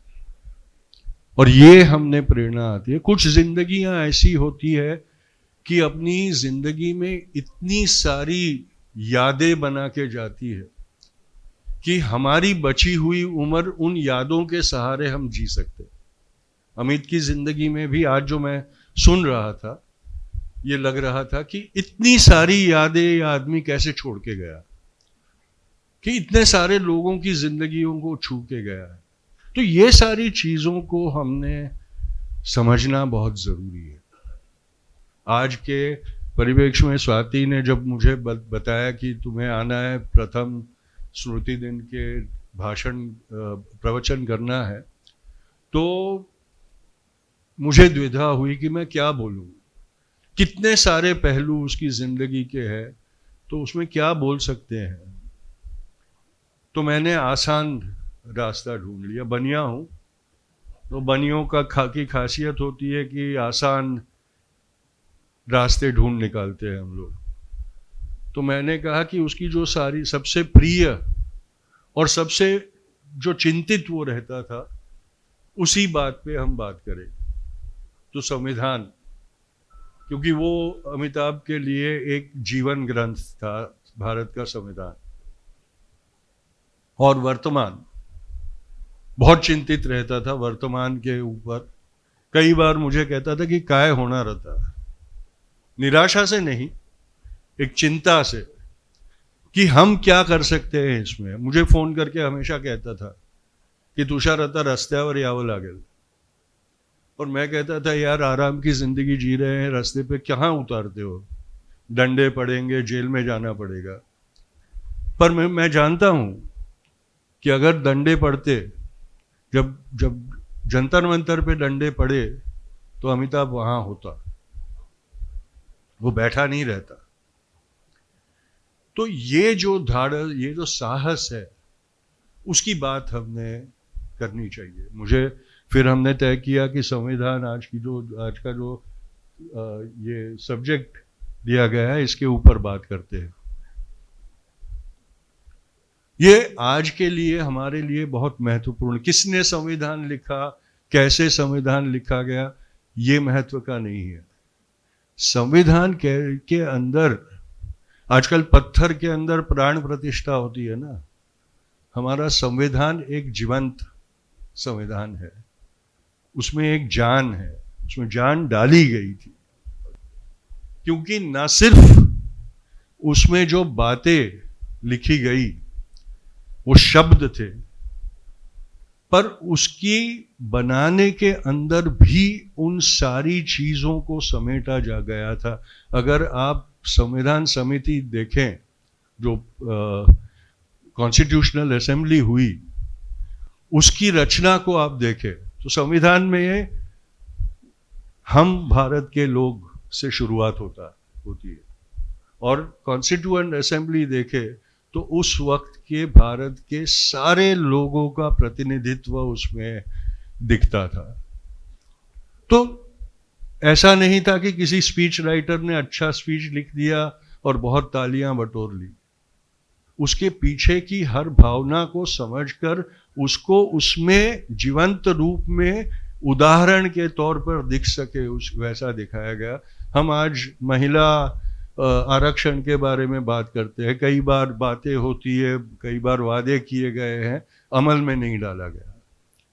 लेकिन संविधान समिति में महिलाओं को एक रिप्रेजेंटेशन होना चाहिए। इसके लिए ऐसी ऐसी महिलाओं को वहाँ रखा गया जो महिलाओं के इंटेलेक्ट के बारे में अगर हम देखें, उनकी कुशलता के बारे में अगर हम समझें, तो पता चलेगा कि उनका कितना बड़ा कंट्रीब्यूशन हमारे कॉन्स्टिट्यूशन के अंदर है।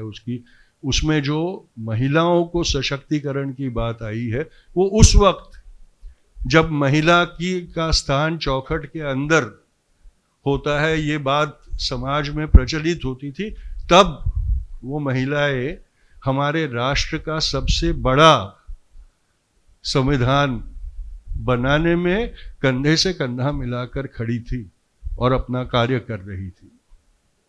हर चीज में आप देखिए, वो महिलाओं में केरला की एक दलित महिला भी थी जो अंबेडकर मूवमेंट में से आई थी और सेवाग्राम में गांधी के साथ काम करते हुए उसने पूरी जिंदगी बाद में बिताई, संविधान समिति में जाने के बाद, उसमें से लौटने के बाद भी। मैं उनके गांव गया था केरला में। एक छोटा सा टापू है जहां कोई रास्ता, पहुंचने का कोई रास्ता नहीं है। कुछ लोग अभी भी वहां रहते हैं। आज भी वहां जाने के लिए आपको फेरी लेके जाना पड़ता है, बोट लेके जाना पड़ता है वहां से आने के लिए, जाने के लिए। उस जमाने में एक दलित लड़की जिसको समाज में खड़ा भी नहीं रखा जाता था, उन हालातों में पढ़ लिख कर वो इतनी अपने काबिल हुई कि वो कॉन्स्टिट्यूएंट असेंबली की मेंबर बनी। ये हमारे संविधान की असली जान है, शब्द नहीं। वो बनने में जो एक आदर्श को बनाया गया कि सबको इसमें रिप्रेजेंटेशन मिलेगी, सबकी आवाज होगी। एक तरफ श्यामा प्रसाद मुखर्जी तो दूसरी तरफ ये दलित लड़की। ये पूरा एक हमारे समाज का जो एक पूरा स्पेक्ट्रम था, वो पूरा उसमें रिप्रेजेंटेड था। ये बात समता की बात थी। समता भी हमारे संविधान का एक महत्वपूर्ण शब्द है।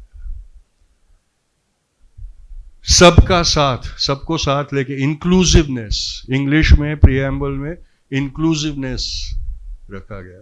संविधान समिति में इंक्लूडेड, हर किसी को इंक्लूड किया गया। ये सारी चीजें हमने समझना बहुत जरूरी है, क्योंकि जब भी संविधान की बात आती है तो हम लोग उसका प्रियम्बल पढ़ते हैं और हमको लगता है कि हमने हमारे संविधान के प्रति अपनी निष्ठा प्रदर्शित कर ली। पर वो कैसे बना, किसने बनाया और किस उद्देश्य से बनाया, ये जब तक हम समझेंगे नहीं, तब तक उस संविधान का महत्व हम नहीं समझ पाएंगे, और तब तक उस संविधान को सलामत क्यों रखना जरूरी है वो हमको पता नहीं चलेगा। और ये आज की सबसे बड़ी करुणाई है कि हम सिर्फ शब्दों को पहचानने वाले लोग बन गए हैं। शब्दों के पीछे का अर्थ, मर्म और महत्व पहचानने की क्षमता दिन ब दिन हम गंवाते जा रहे हैं। ये चीज चिंताजनक है। वो ग्रंथ रहेगा, वो भावना रहेगी, वो समझ नहीं रहेगी, तो उन दोनों चीजों का कोई मायना नहीं रहेगा। ये हमने समझना बहुत जरूरी है। और ये चीज आज का वास्तव्य बन गया है। आप देखिएगा कि बहुत सिस्टमैटिकली ग्रंथ में कोई फर्क नहीं किया गया, लेकिन उसके महत्व को कैसे कम कर दिया गया है वो हमने समझना बहुत जरूरी है। क्योंकि आज सामान्य व्यक्ति के पास अगर आप जाओ और पूछो कि संविधान का क्या मायना है, तो वो बोलेगा बाबा साहेब का संविधान है। अगर वो बाबा साहेब को मानने वाले लोग हैं तो कहेंगे आमचा संविधान है। अगर वो बाबा साहेब को नहीं मानने वाले, मैं एक सभा में गया था तो कुछ लोग थे वहां, उनको पूछा गया कि भाई संविधान का मायना आपके लिए क्या है। तो एक युवा लड़की थी, उसने कहा मैं ब्राह्मण हूं, ये संविधान मेरे लिए नहीं है, दलितों का संविधान है, अंबेडकर ने लिखा हुआ है। ये गलतफहमी जो है वो संविधान के ऊपर का खतरा है। जो ये समझ नहीं सकते कि जात पात धर्म भेद क्लास के ऊपर जाकर हम कैसे एक राष्ट्र के नागरिक बन सकते हैं, उसकी व्याख्या संविधान है। एक परंपरा है जिसको निभाना है।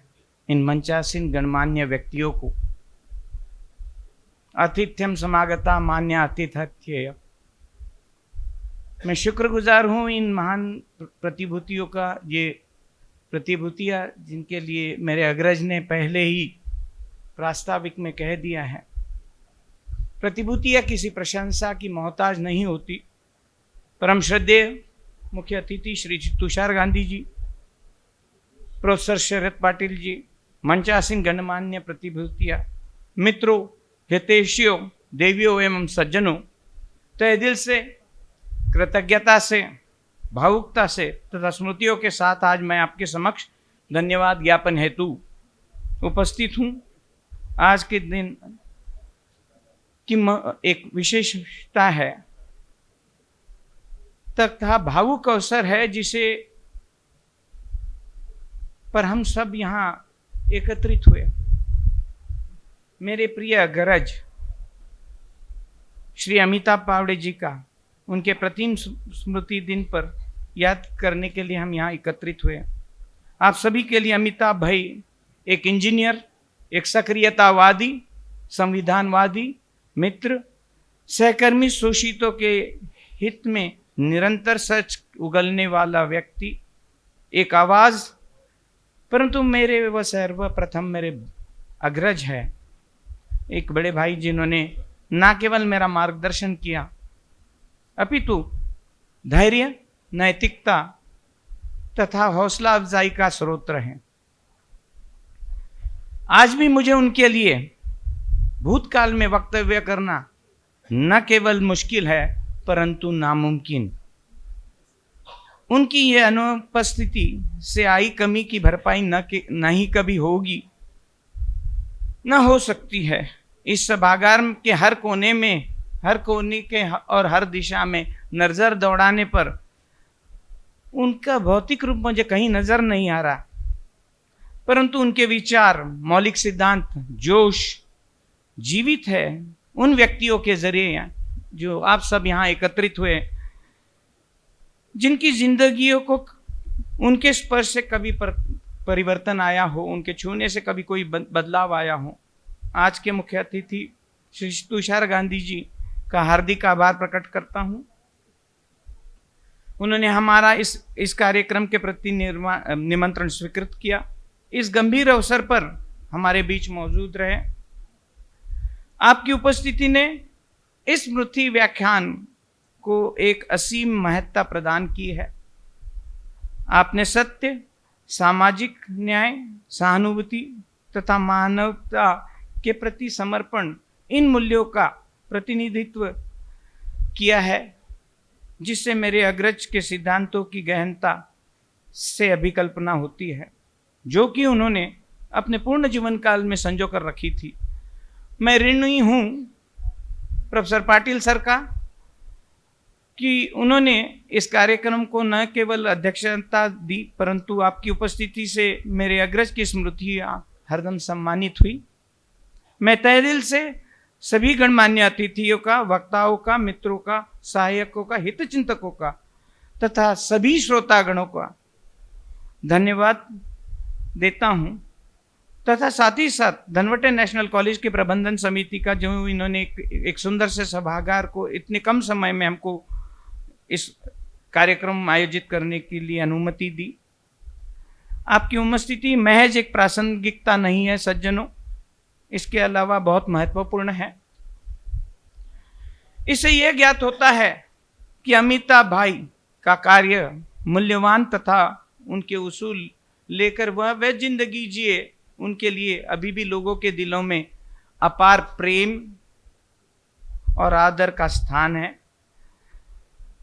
मेरे अग्रजों का लोगों पर भरोसा था, उनका विश्वास संवाद, सामंजस्य, न्याय तथा एक बेहतर समाज का निर्माण करने की एक संभावना थी। वे हमेशा जिंदगी के नए आयामों की खोज में तथा सत्य के साथ खड़ा रहना, ये उनकी आदत सी बन गई थी। किसी की भी सहायता के हेतु हाथ बढ़ाना एक उनका एक मुख्य अदाकारी थी, जिनसे देवी और सज्जनों, जिनसे स्नेह होता है वे कभी हमको छोड़कर नहीं जाते। वो हमारे साथ ही रोज चलते हैं। जो नैतिक मूल्य हमें उन्होंने सिखाए, जो यादें स्मृतियां उन्होंने बनाई, और उनका ये जीवन हमको हमेशा इसी तरह प्रेरित करता रहेगा।